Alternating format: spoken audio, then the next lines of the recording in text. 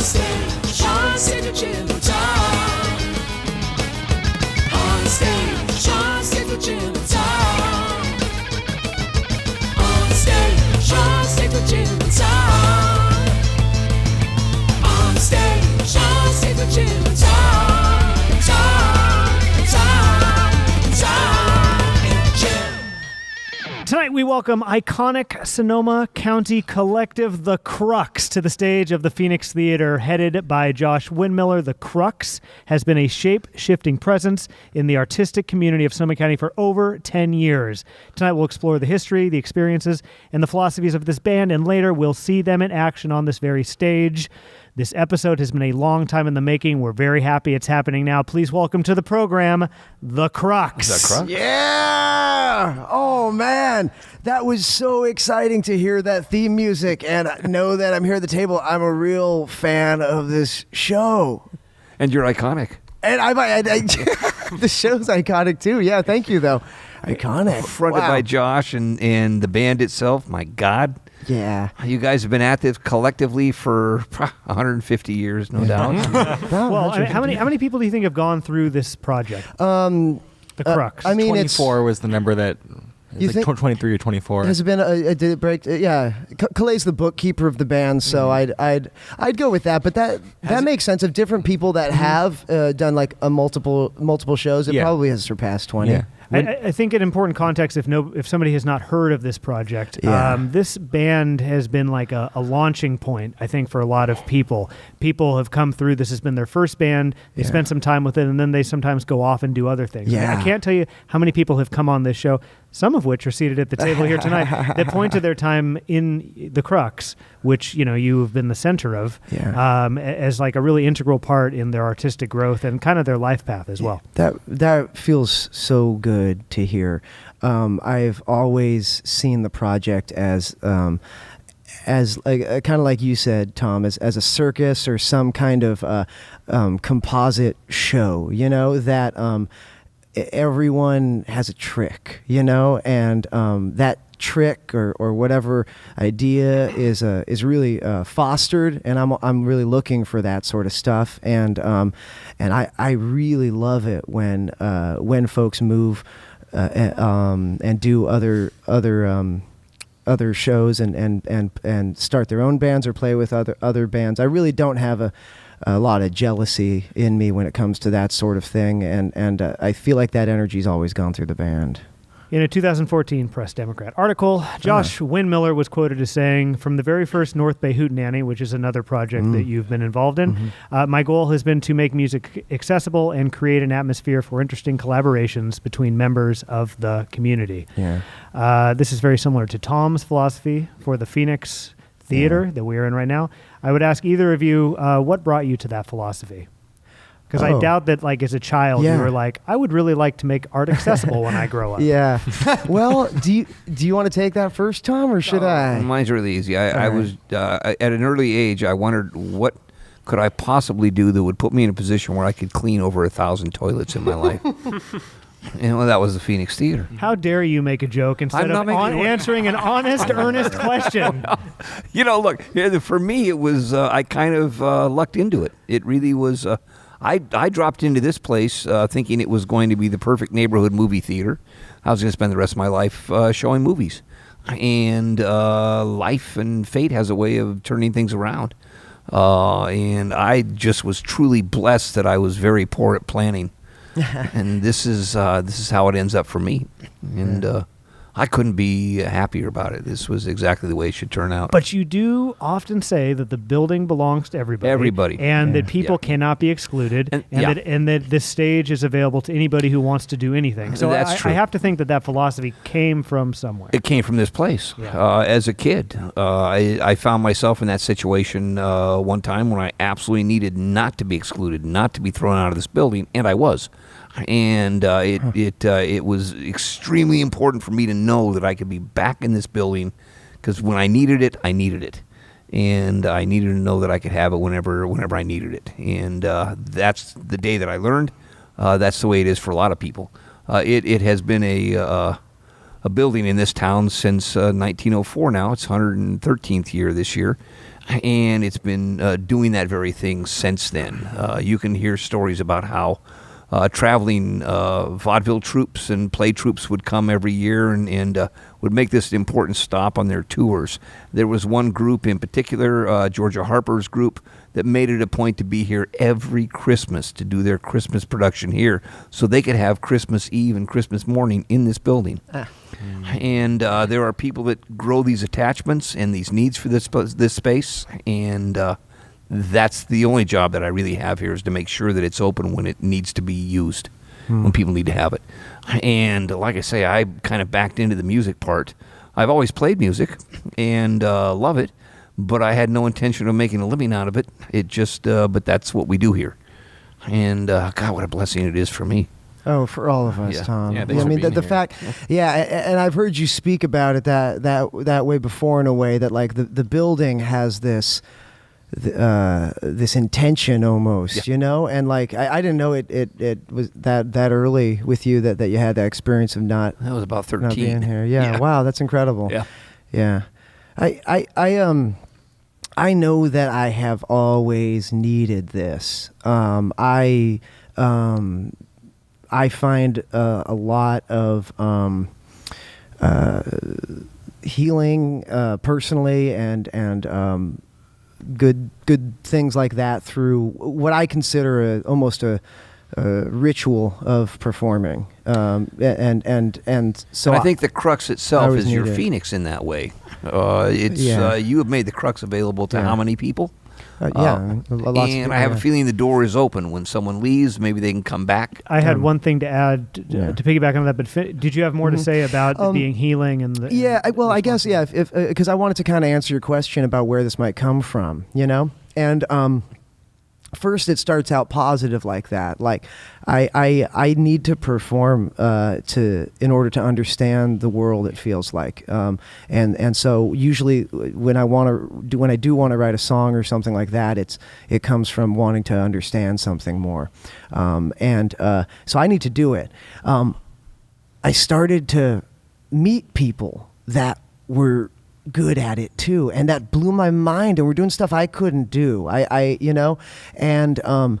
then it got dark because I got frustrated. I got it came from a place of being pissed off that music is usually was just in it was inaccessible. It was in bars. It was on TV. You know, it wasn't something that could be right next to me, even though it was. I knew all these great people, you know, and I got frustrated. So I felt like I had to try and put it just out there more, you know? And so when you talk about that quote about wanting to make art accessible, it comes from wanting to push back against how I kind of see the deck stacked when I wake up in the morning. You know, I don't see a lot of as many opportunities, you know, for artists as I feel like there should be. And I have a lot of compassion and for anyone who does this, because they're probably doing it because they have to. You know, it's an important thing. You know, it's and I feel like we live in a time right now where those everyday hardworking artists have not received the respect that they deserve and the livelihood they deserve and that sort of thing. We usually think of different inaccessible people when we think about artists, and I find that a big problem. So what I try to do, and what I've tried to do through this band and through through my work just in the community with putting on events and the festival and the hootenanny and that sort of stuff, and then also I try and exemplify through the band is that it doesn't need to be that way, and that we can be artists can be people that are in your community every day, that sort of thing. So that's kind of where where the feeling was behind that quote, I think. Does anybody else at the table have anything to say about the artist that has to do it? I know it's kind of a tired subject because we sometimes revisit things, but sometimes people can word a similar thought in another way that can be kind of cool. I love that concept of you need to do it. It's like a thing that is necessary for your emotional well-being. Yeah. I feel like that might be inaccessible to some people who don't have that same experience. Yeah, well, it jives with me, but go ahead, yeah. Well, there's different kinds of, everyone out there in Radioland, there's different kinds of people out there, and there's something that I learned. I studied education, and there's, when you're teaching people or when you're trying to have experiences about the world with people, that are, when you're trying to connect with people ask different questions, in order to connect to the world, I think. And some people just want to know facts and they want to be told, they want to get the information, some folks really need to take things apart and put them back together. There's lots of different people in the world. A lot of musicians, I find, need to experiment with things, and a lot of artists need to experiment with things in order to understand them, and that's a type of seeing and being in the world that we have a tough time making space for. We usually want people. It feels like out there you're rewarded more if you know what you want and you go out there and you just kind of have the plan. You lead, and you go and get it. But there's a certain thing with artists.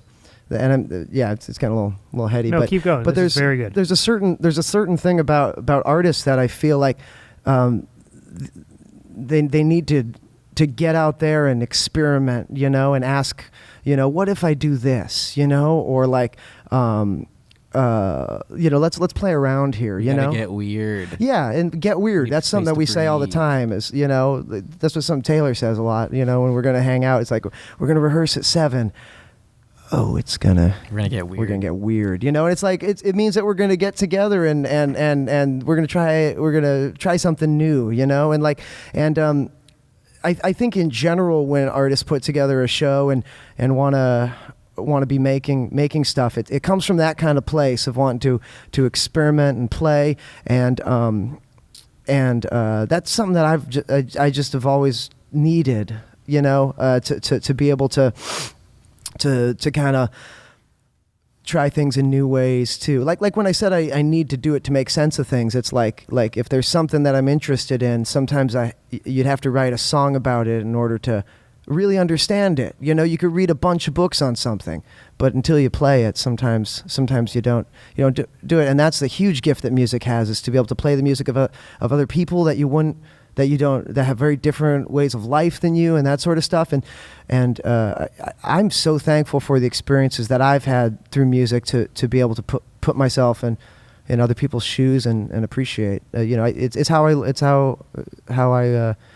that sort of stuff is how I learn about the world. I think that there are a lot of people who do the thing that they do because it's the one thing that they can do with their time without really feeling the decay of existing, And I think that in the capitalist world that we live in, the people are forced to commodify their time, and that can be really painful and really difficult. And some people just can't do it very well. Yes. And and some of those people that just can't do it very well are also compelled to just make stuff, I don't know, people are much weirder than we give them credit for. I feel like we play music to be more just to feel more human. I don't know, I feel like when I play, I teach music at a studio in Santa Rosa, and I have my first private student who is actually getting therapeutic stuff from learning how to drum. He's tapping his desk, and he does it because it makes him feel good. And I'm just okay, well, this is why I do it. This makes me feel better. This makes me feel more human. I want to make other people feel this way too. I guess at the end of the day, I'm just trying to hang out with more people, trying to connect with more people in a really positive and empowering way. And maybe I can like set a precedent, set some influences. Maybe I can tell people like, hey, this thing's actually pretty messed up and we should probably stop supporting it. And some people will listen and some people won't, but it's nice to be able to have a chance to connect with people at a more intimate level without using it like words. Yeah. It feels good to be a human with other people. And like music is just another vehicle for that kind of interaction, I feel like. I want to piggyback on something Tom said earlier about how the Crux is, he said it was your vehicle. It was like kind of your Phoenix. Yeah. I think my take on it would be that it was, and then as time's gone on, you've sort of like switched the lens out and you have kind of a wider sort of lens on. The Crux is part of that, but then so is the work you do with Second Octave. So is the work you do with North Bay Hootenanny. Because it's important to note for people who don't know you, you are a promoter. You are an encourager of others to like get into the arts. You are a performer yourself, but you're also a manager. You do management for Sam Chase, correct? So you're involved on so many different levels in terms of live music. Am I leaving anything out? But there's like, but it doesn't matter the specifics. It's like, it's just ever expanding. It just keeps expanding, and that's part of my whole thing too. When I, about wanting to write music and do that sort of stuff is like, I want to just look at everything from every angle. I get really, really fascinated. I wouldn't be happy if I was just trying to do this band. I want to give important context. This is this next question is a really tired one for Josh Windmiller superfans. The superfans are going to be so bored by this question. They're going to roll their eyes. But to the casual observer, it's important that I ask this question. Your given name is, of course, Josh Stitham. But you adopted Josh Windmiller. I know the answer to this question, but would you please tell everyone what was the reason for that shift? Oh, wow. I mean, well, the reason for a shift in general was that I've always moved forward quicker with changes to persona and putting on a different mask or something like that. Like that's always something that has helped me. Like that's why the performances are like that. To try and push. It works well for me. So the idea of using a different name or anything like that was just something that was kicking around my head for a while because I knew that would be a good move for me to be able to change myself. Don Quixote famously battled a windmill that he imagined was a giant. And so you said that you made it a verb to windmill to battle giants. And the giants that you mentioned were things like the internet, television, and other media mammoths that mass manufacture culture and create a gap between performers and their audiences. Do you stand by that? Oh yeah, definitely. I mean, and that's kind of what I said at the very beginning. That I was like, a lot of it came from a place of frustration. I do see this as a battle. I do see this as something. I guess you can kind of see that in the songs sometimes. A lot of the times, it's like, what is that guy yelling at? Or something like that. I think I do. Find strength in looking squarely at whatever I see as the giants, and going for them. Have the giants changed over time since you've been a performer? For you? Yeah, but also I've learned a lot about trying to about myself too. I think a lot of the giants are inside as well. And that's what a lot of, especially this past year personally has been for me. Has been looking at the what I guess lately I've been thinking about how things that I hold on to that perhaps are stopping me as well. In general, the Giants though have stayed the same. We are in I'm in this for the long haul, and it's a long battle, and it's got something that we've all got to work on together to make these places and to support each other, and keep our ears open and that sort of thing. Sometimes the giant is yourself. Yeah, it definitely has been, and that's something that's, especially anytime you get in there to something like this, your hands are going to get dirty, your ego's going to get bruised, and when I reach those dark times, I just know that I feel like I owe it to myself and all these people that I work with to try and just get better. Yeah, I mean, all the stuff that you engage in is like so energy intensive and tough, and sometimes not entirely rewarding. So I kind of feel like if you didn't have those sort of giants inside you, you probably wouldn't be embarking on the stuff that you embark in, which, it's who you are. Yeah. It's kind of, for lack of a better word, wildly sadomasochistic to pursue,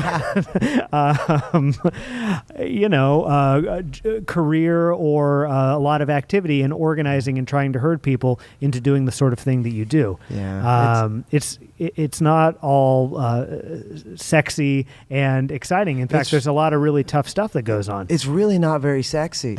No, it's from really, afar. It seems very sexy. But like you talk about, I mean, I would imagine that a lot of what you have throughout your life that you've had to like look inward and deal with has been a force that has pushed you forward in these endeavors that we're talking about. Yeah. Well, I'll tell you just really quick, just something about this past year is just that one of the things that I've been dealing with has been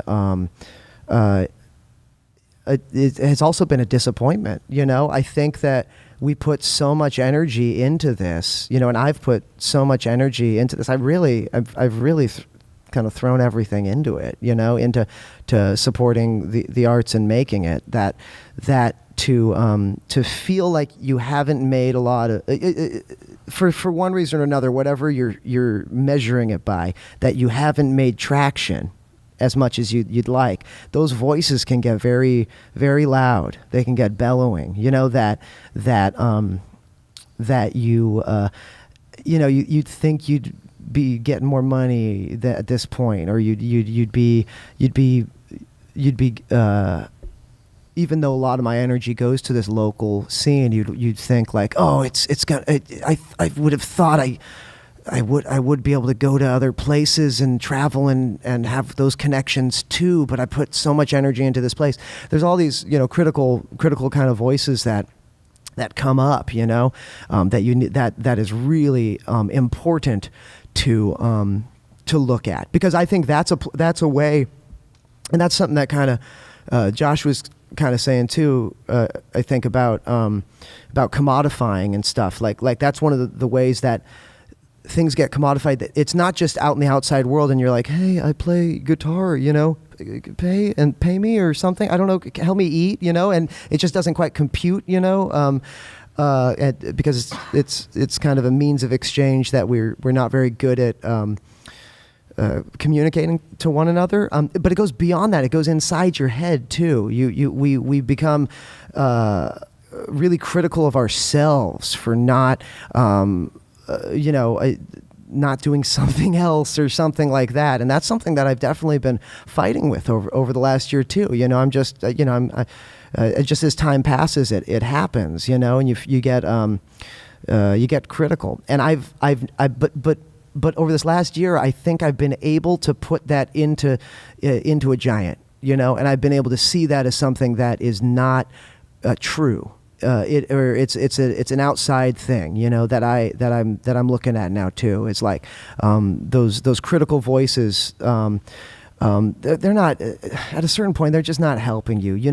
Everyone should totally think up, good ways to live and live securely, and you shouldn't, you should have a certain amount of criticism of your life, but You know, there's a certain point where it's just not helping anyone, and it's not even you talking. It's just your assumptions and that sort of thing. And so seeing those for the nasty monsters that they are is just as important. Seeing those voices in your head as those nasty monsters that they are is just as important as like making a place for people to perform and that sort of thing. I think that's part of the good fight. So the Crux is like central to you. I mean, all the other stuff you've done, the Crux has existed either in the background or in the foreground. Yeah, definitely. Would you say that this band, which has been around now for 10 years, would you say that the mission of this band has changed over time? The intent of this band has changed over time? Yeah, it's kind of wobbled around a little bit. I actually feel like right now the intention is back more to how the project started. It definitely started as this idea that it would be this multifaceted, multi-personalitied kind of creature, you know, where you know, a bunch of different artists, the revolving cast would come in and be able to perform and collaborate. You know, I think that's kind of. It started with that because it was really a collaborative more before. I was only really half of the group. You know, this friend of mine, Tim Dixon, was really just the other half of it, you know. When he left the band, it really changed, and it took years for me to figure out what it meant for me, you know, and whether I was comfortable in that role of putting it, you know, all together, you know, myself more, you know, and I think I had a lot of conflict with that. Although when we first started the Crux, there was a zine along with it, and we did a little mini festival out on a friend's property. It's interesting because you mentioned the zine, you talk about the Boogie Room. Mm-hmm. These have all been stops on your creative path as well as the Crux's. Yeah. So you had a zine called Pharmacon. Yeah. The Pharmacon. The Pharmacon, yeah. Why did you do that? What was it? Tell us whatever's important about the Pharmacon. Yeah. Geez. Okay, I'll try and figure that out as I say it, I guess.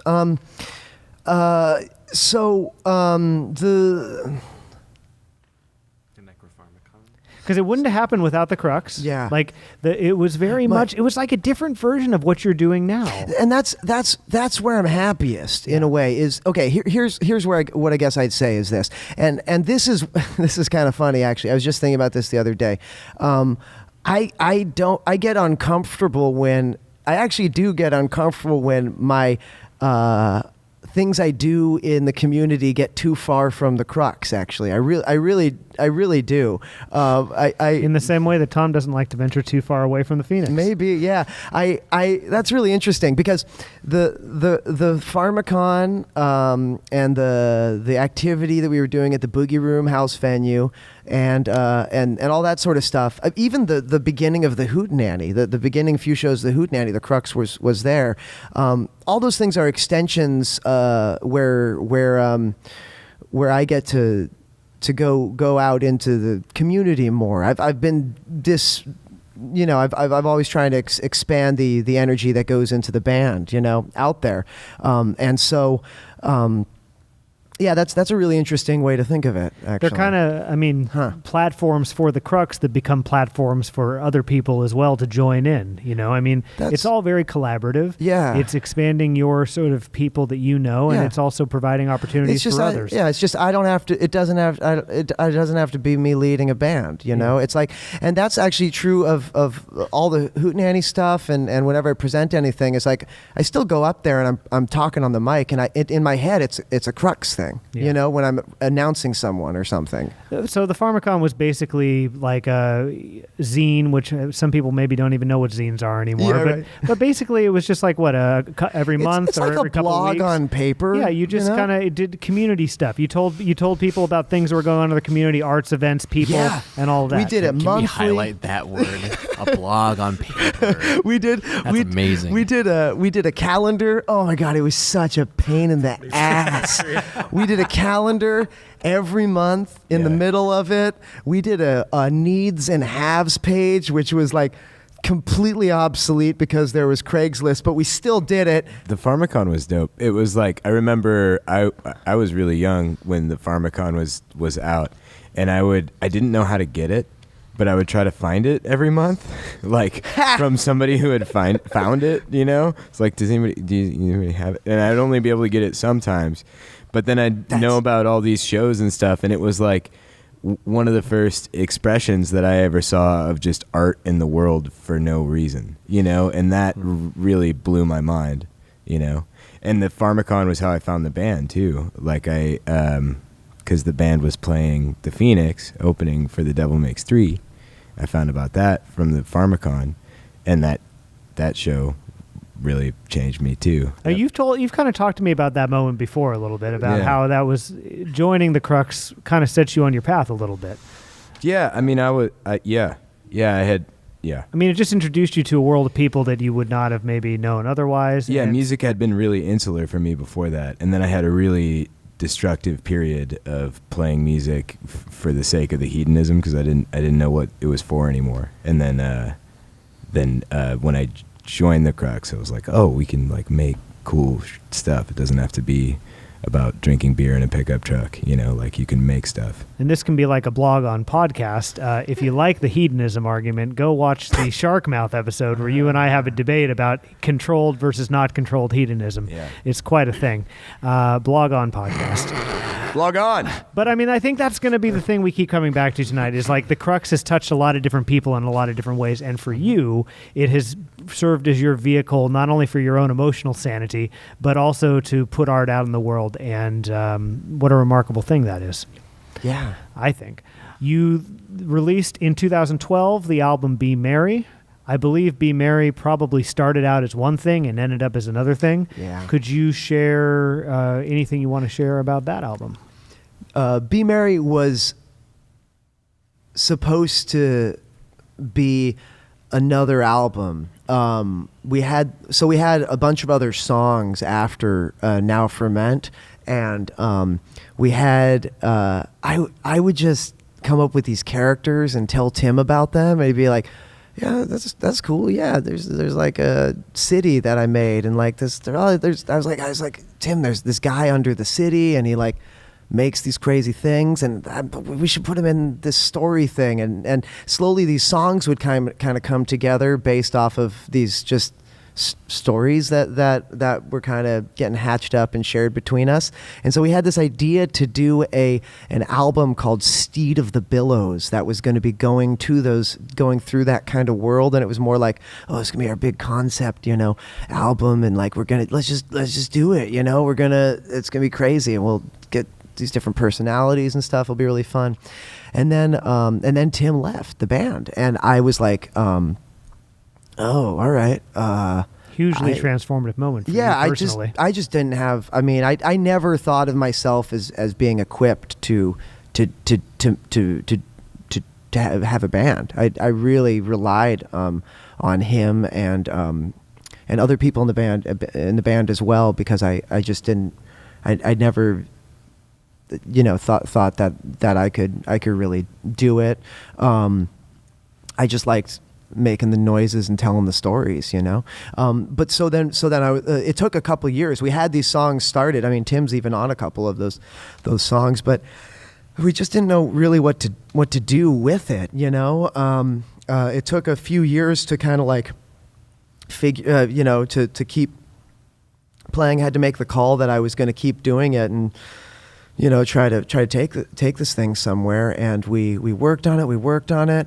I really relied a lot on the other people in the group, you know, and then as we started to finally go like, okay, we're gonna just take these old songs and put them together, and we're just gonna release it. We've been sitting on this for a while. The story had already fallen apart, and I felt like I couldn't give it that energy or anything like that. We just had kind of these songs, and we started to get it together. We started packaging it all up, and then then Dominic, the fiddle player in the band, passed away at the Dominic end. Ziegler, Dominic right? Ziegler, yeah. And he and that was another. I mean, that was a hugely transformative thing for me. He was, actually, I mean,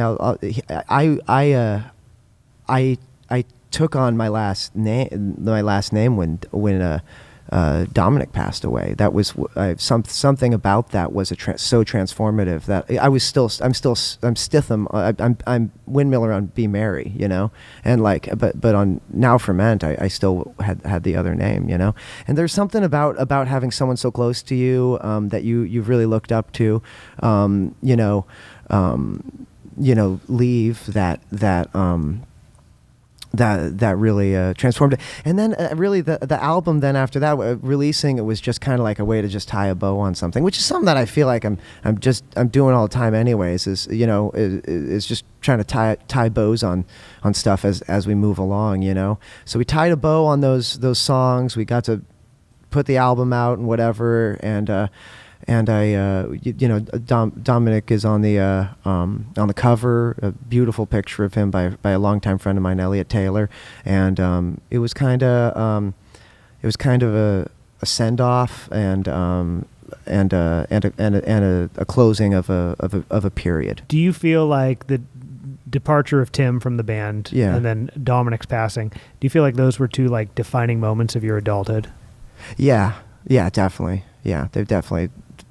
Yeah, I had to process so much, and for this band too. Mm-hmm. Once again, you see the interweaving of like your personal life and the band. Yeah. You probably thought when Tim left that maybe the Crux wasn't going to continue. Oh, anymore. definitely. Yeah, I definitely had that thought. And then when Dominic passed, I'm sure there were moments where you Yeah. thought like, I don't want to do this anymore. It's very painful. Yeah. And, not to put words in your mouth, but I Yeah. know that when you say goodbye to people, Yeah. it can take a while to get back on your feet, as it seems like it did in getting this album. Yeah, out. you almost want to just clear the table sometimes, when changes happen, and that's always been kind of a temptation with the band, just as time has progressed, to just, clear it. But we already had just so much momentum, we had just such a great band, and even though things changed, we just kept moving forward. So the most recent album you put out was the Crux Interpretum, which was sort of the 3-tape collection that you put out the prior year, and then 2015 you kind of released them all together.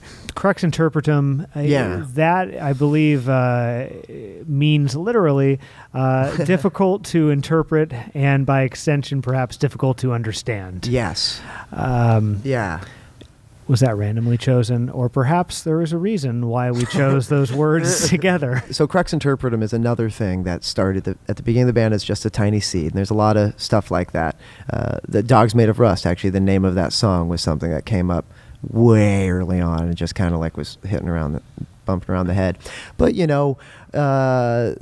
the Crux, once Tim and I decided we were going to name a band the Crux, I started doing my thing and just researching the hell out of it, and found out that the man has 3 degrees. Yeah, everyone, he has 3 degrees, just so everybody knows. Yeah, and so I started looking it up, and the more I looked up, and the more I was like, "This is the perfect name for my band," and I was like so excited because it has a lot of different meanings, but one of them is being a puzzle or a torment even, or something like something that conundrum, or something like that. And the Crux Interpretum is it's the torment of interpreters, I feel like the Crux is like also a window into your soul a little bit. And so have you felt difficult to interpret, difficult to understand as an individual throughout your life?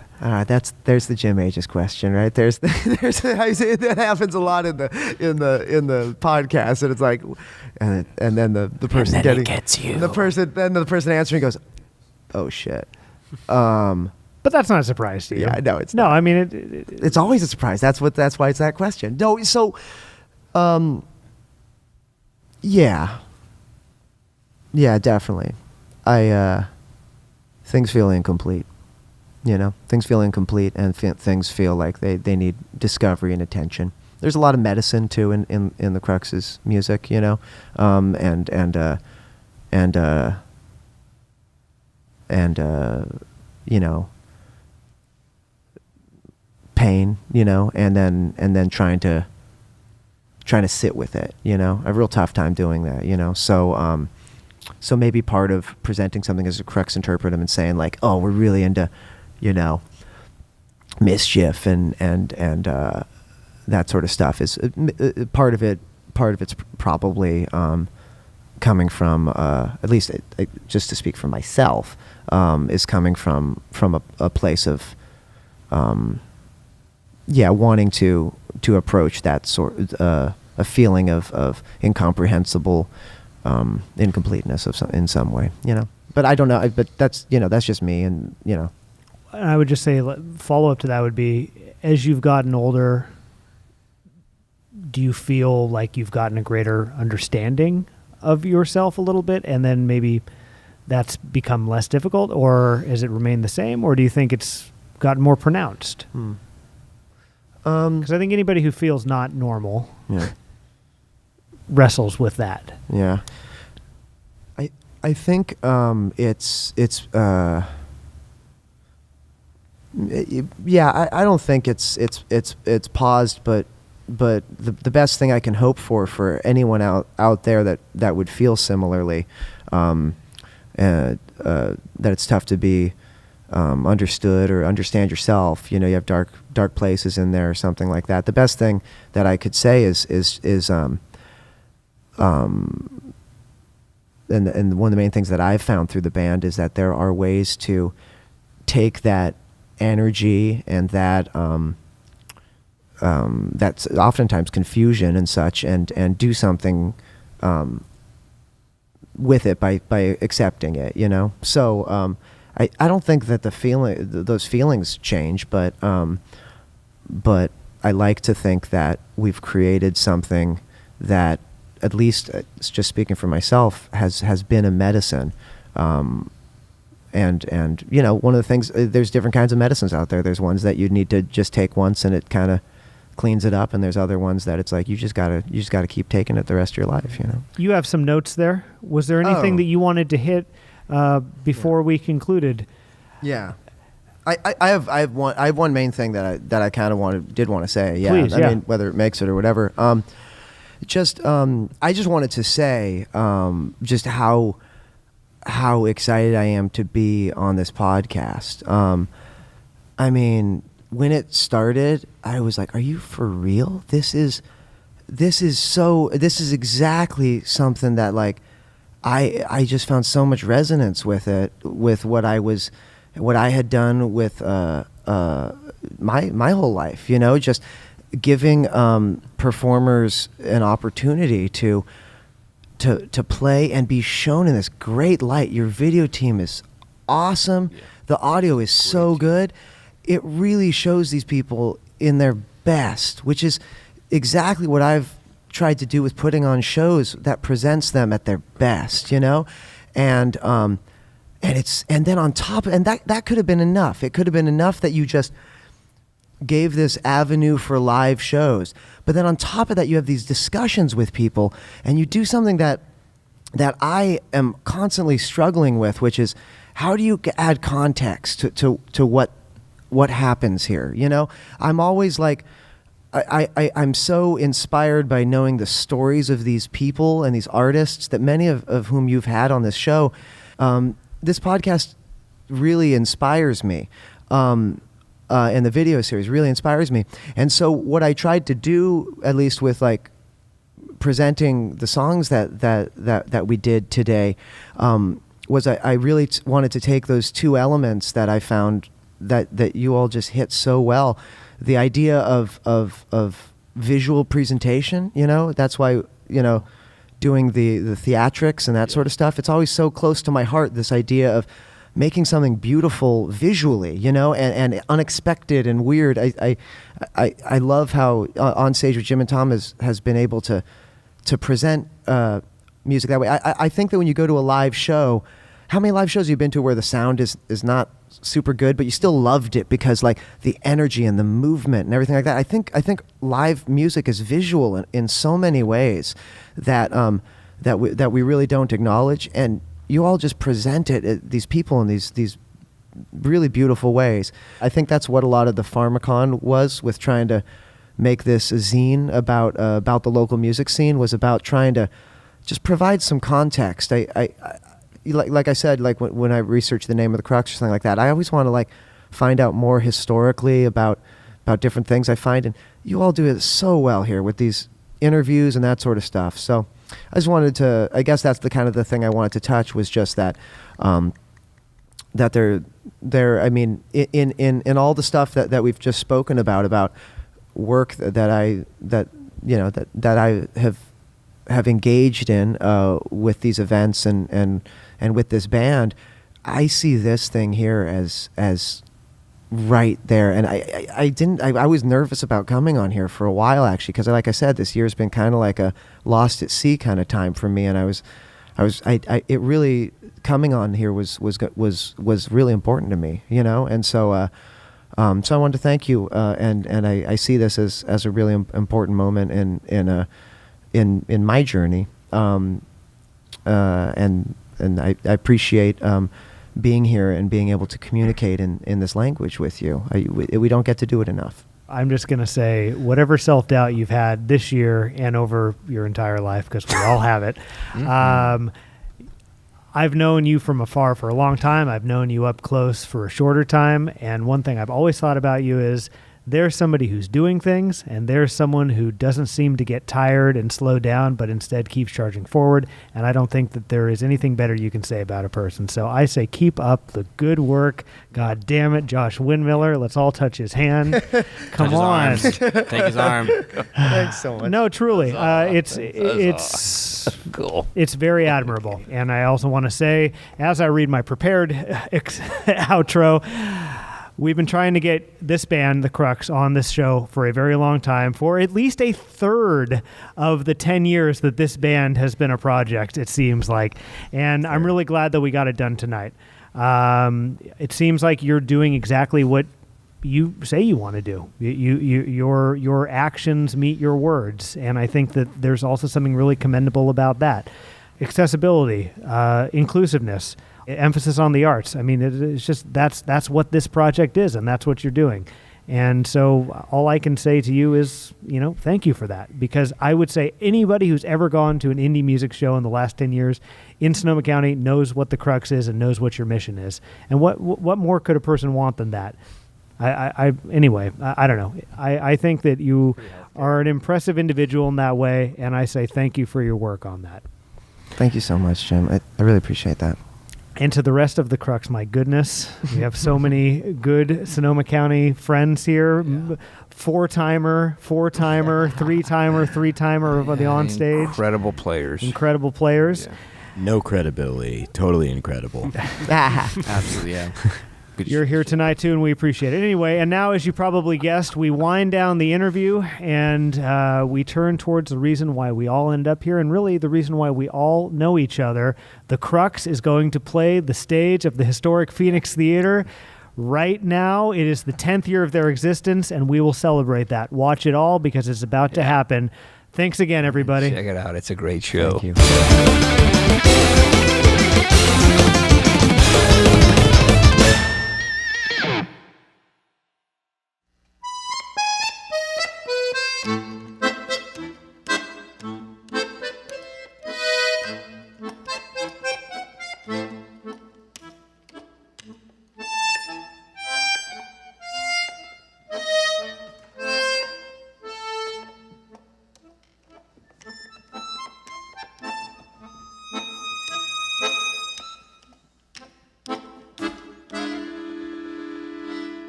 What have I done? Something careless on a summer's day. I took a sip of lemonade and everything has changed. The sun's still bright, tide still rises, day still topples into night. But now it seems I'm on the run. I'll never end what I've begun. Oh, what have I done? What have I done? San Francisco Halloween night. The rope leads to the balcony. The girl begins to fly.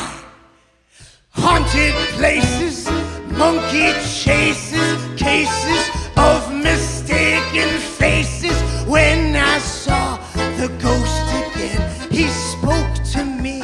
I shook his hand. Oh, what have I done? What have I done? They're gonna come and get me now. They'll take away my pretty face and tie me to a cloud. Is that a flute? Is that the breeze? Is someone sitting in that tree? My senses fail me one by one. I always knew this day would come.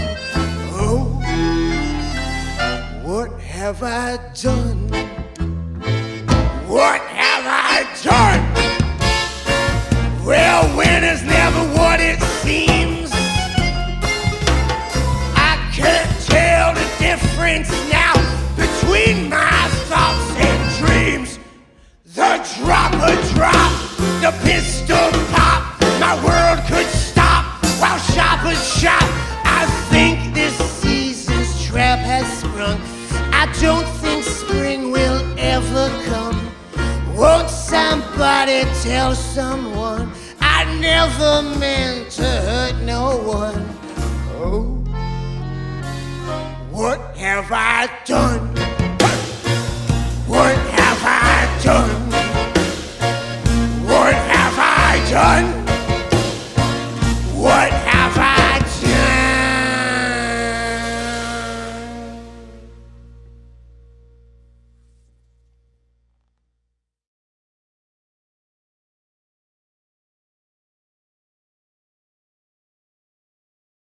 Everywhere we go, people ask us the same question. How do you make it as a band? How can you survive? Well, I'm going to tell you. Sponsors, sponsors, sponsors. You got to find someone with deep pockets to make this thing possible.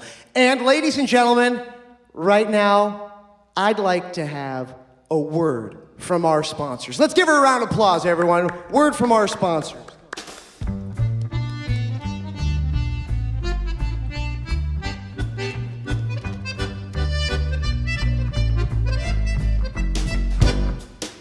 We're here for you.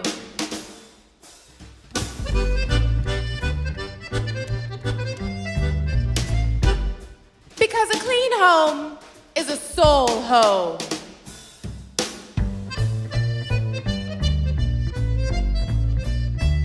Rubber ducky!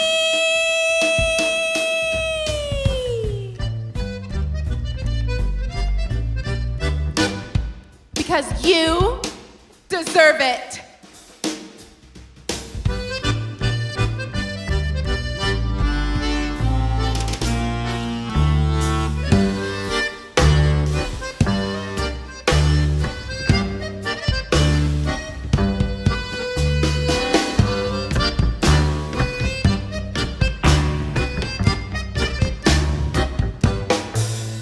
Be merry, my friends, be merry. The treasure we seek is buried. And don't you weep, dig the shovel deep. See the things she carried. La-da-da, worms crawl in, then worms crawl out again. Fat and juicy ones, long and skinny ones. I remember lying in bed while the sun was sprinkled over my head and the blackbird danced around me. Blackbird danced around me. Yes, she feed me pomegranate wine. She run her fingers down my spine and then my love surround me. Then my love surround me. And happy breaths. Be merry, my friends, be merry. The treasure we seek is buried. And don't you wait to the shuffle routine. See the thing that she carried. La, la, la. Worms crawl in and then worms crawl out again. Fat and juicy ones, long and skinny ones. Roaming the city of the bells and calls, dancing free neath the white stone walls, going rum pum pa da loompa, rum pum pa da loompa. Yes, now Papa's in the tower, nodding his head. Mama's in the kitchen, she breaking the bed, she going rum pum pa da loompa, rum pum pa da loompa. Light, light, light, light, light, diddy, diddy, diddy, die. Now, light, light, light, light, light, light, light, light, light, light, light,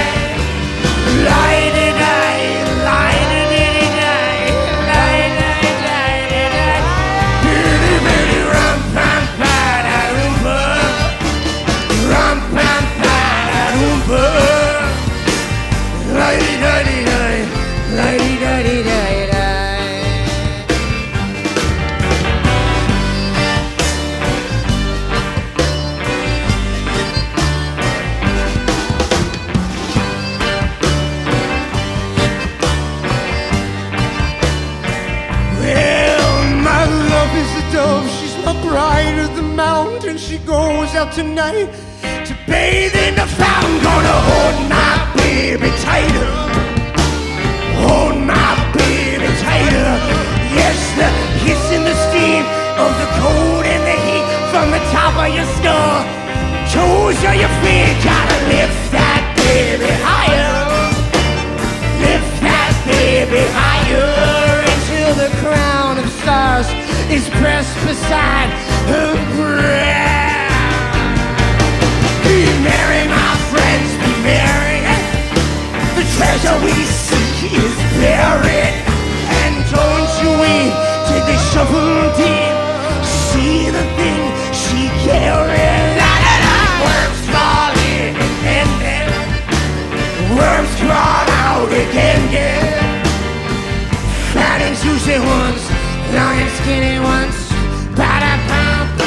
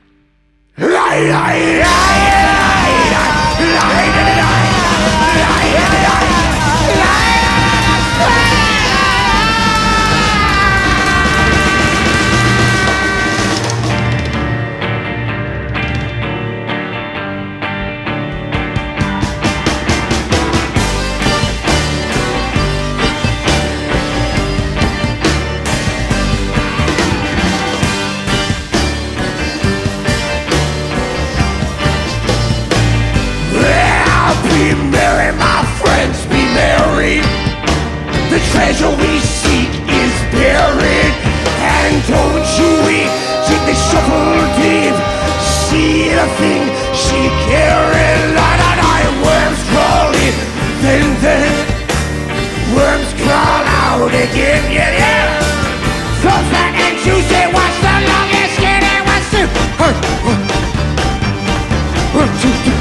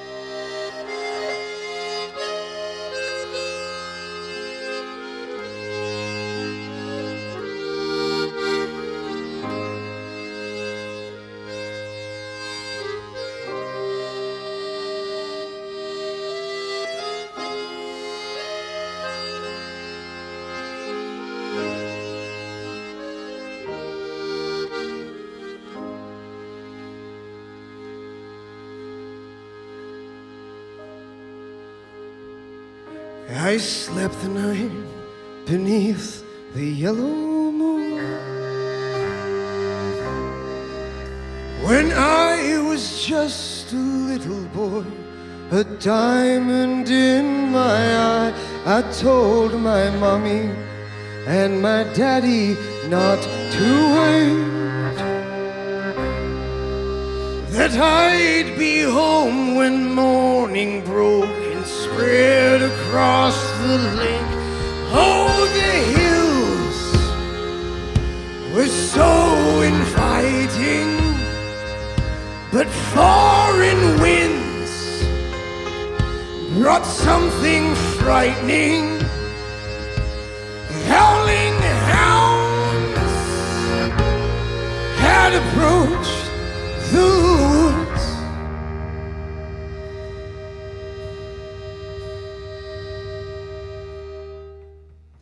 When I awoke, I saw them all around.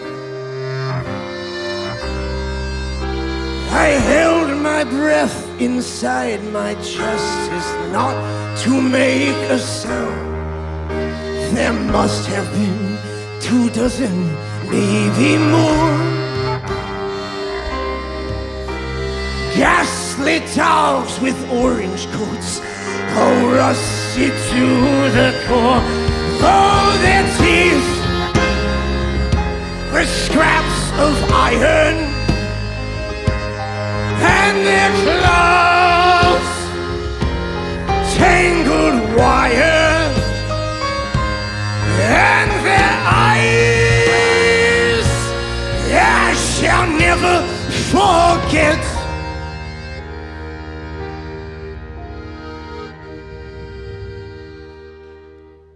And it's never roaming, I'll never go roaming, though the hills look very wonderful tonight. No, it's never roaming, I'll never go roaming. Won't you be a brother for another pie?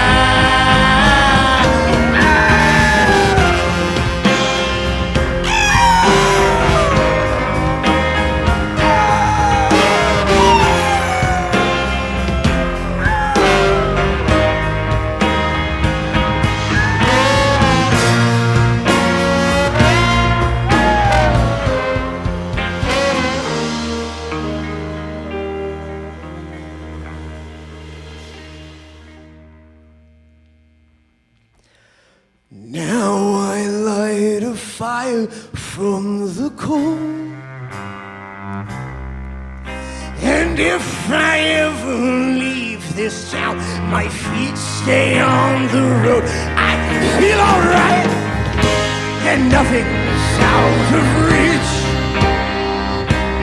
With my summers at the cottage and my winters by the beach, oh, the town is mine to shelter. I'll keep it safe in stormy weather, and everybody knows my face, and it's never the room, and I'll never go roaming, though the hills look very wonderful tonight. Now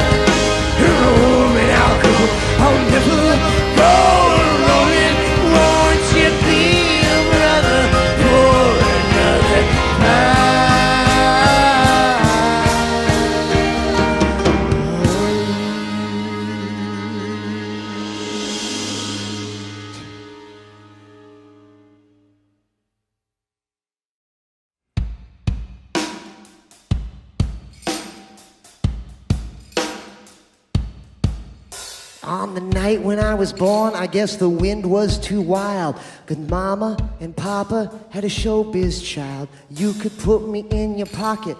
I think you've always known you could put me in your pocket, 'cause that's where I want to go. It might sound crazy, it might seem a little weird. It's the same bed, but it's a different dream, my dear. It's the same bed, but it's a different dream, my dear. It's the same bed, but it's a different dream, my dear. I saw you in the morning. You'd stayed up all night. Not a penny in your pocket, but your eyes were full of light. You see, everything is free now and the mold is broke.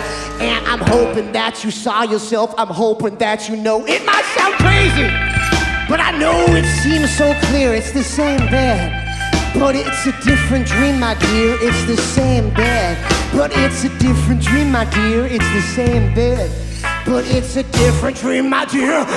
Row, row against the waves.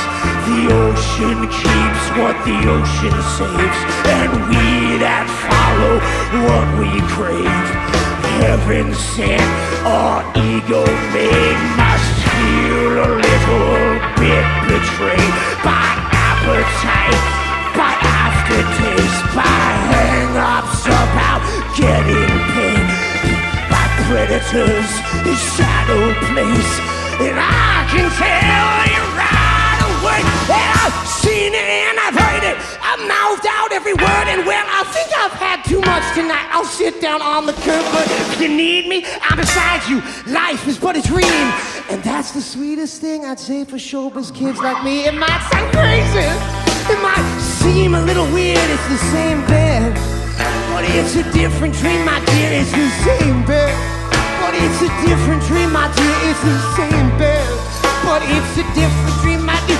Same bed, different dream, my dear. Same bed, different dream, my dear. Same bed, different dream, my dear. Same bed, different dream, my dear.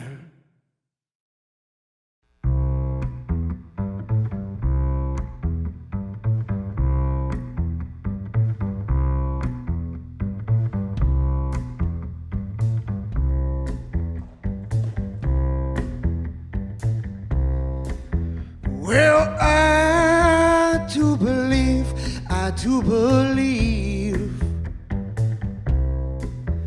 if love comes to you once, it can never leave. No, and if you don't got time for it, you better wake up and learn to adore it. And I don't care what day of the working week it is, you better get down in your soul.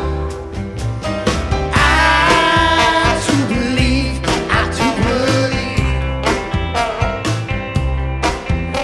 if love comes to you once, you can never leave.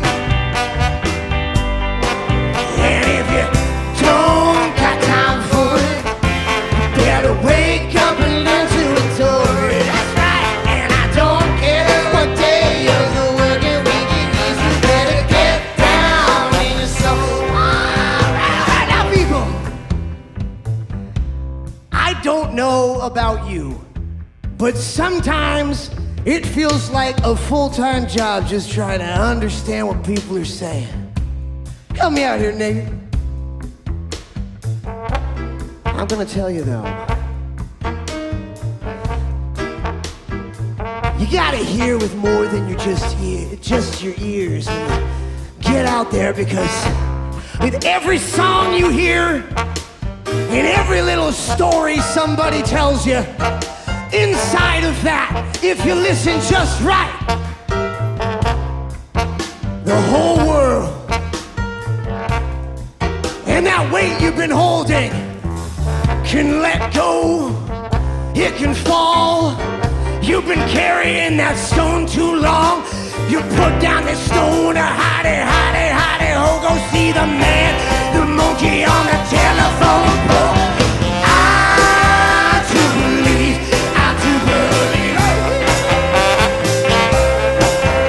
If love comes to you once, you can never leave.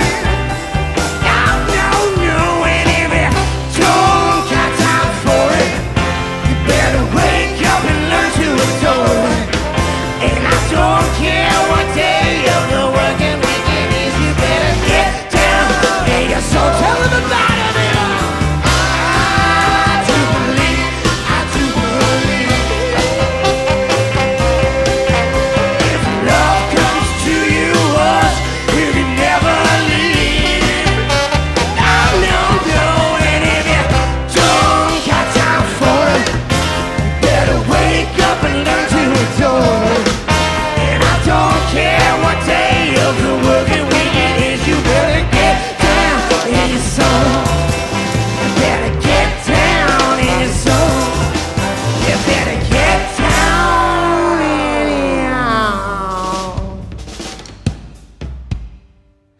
Tell your mother, tell your father, tell your neighbors, tell all the strangers.